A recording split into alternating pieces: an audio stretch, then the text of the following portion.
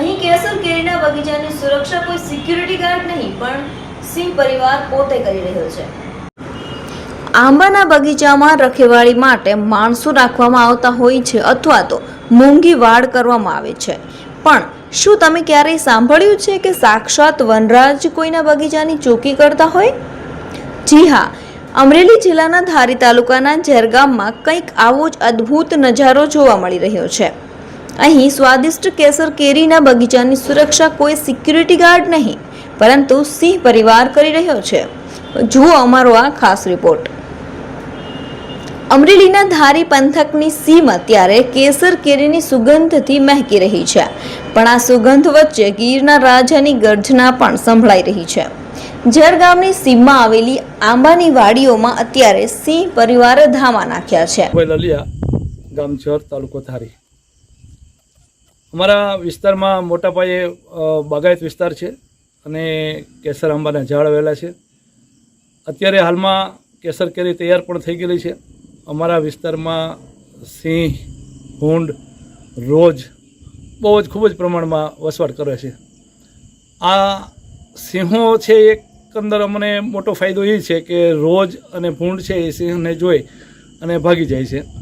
સિંહ છે એક અમારા મિત્રો તરીકે બગીચાઓમાં ફરતા હોય છે અને અમારું જે પાણી જે છે કૂવાનું કે દારનું એમાં પાણી પીવે છે, એ જ પાણી અમે આંબાને પાઈએ છીએ। કેસર કેરી અને કેસરી સિંહ એટલે બહુ બંધ બેસતું છે અને કેસર કેરી પણ બહુ સારા પ્રમાણમાં થાય છે। કેસરી સિંહ પણ હોય છે અને ક્યારેક ક્યારેક બગીચાઓમાં સિંહ બેઠા હોય છે। અમારા માણસો જેમ માલઢોરને હાંકીને બહાર કાઢે છે એમ સિંહને પણ બહાર કાઢે છે અને માણસો કામ કરે છે। આવું ઘણી વખત અમારે આ બગીચાઓમાં બને છે। હાલમાં પણ અત્યારે સિંહના બહુ મોટા પ્રમાણમાં આ વિસ્તારમાં વસવાટ છે। એક સિંહણ અને તેના 3 પાઠડા આ આંબાવાડીને પોતાનું ઘર બનાવી ચૂક્યા છે। દિવસે આંબાની ઠંડી છાયામાં આરામ કરીને રાત્રે બગીચામાં પહેરો। આ નજારો જોઈને ભલભલાના પરસેવા છૂટી જાય, પણ અહીં તો કુદરતનો અલગ જ ખેલ જોવા મળી રહ્યો છે। સિંહની હાજરીને કારણે અહીં ઈજાદારો અને મજૂરો પણ એક અનોખા તાલમેલ સાથે કામ કરે છે। જંગલના રાજા સાથેનો આ સહઅસ્તિત્વનો નજારો એ સાબિત કરે છે કે જો વન્યજીવોને છંછેડવામાં ન આવે તો તે મનુષ્ય માટે રક્ષક પણ બની શકે છે। અમે આંબાના બગીચા રાખીએ છીએ। મારું નામ પીસ વાજા છે। હું ચોરવાડથી રહું છું ને ઇજારા રાખીએ છીએ। તો અમે જે આંબાના બગીચામાં રહીએ છીએ એ જ બગીચામાં સિંહો પણ રહે છે, પણ એ આપણને હેરાન નથી કરતા। એ સિંહોને લીધે અમને જે ભૂંડ છે, રોજ છે, જે નુકસાન કરે છે આપણા આંબાના બગીચામાં એ અટકાવે છે। મતલબ અમને કોઈ હેરાન નથી કરતા અને અમે એ લોકો જે એ પાણી પીવે છે, કુંડીએ પાણી પીવા આવે છે, એ જ પાણી અમે આ આંબામાં પાઈએ છીએ। એટલે કેરી પણ શું છે, આ સિંહનું પીધેલું પાણી પીએ છે, એટલે આંબાની કેરીમાં અમે એ જ ખાઈએ છીએ ને એવી બને છે।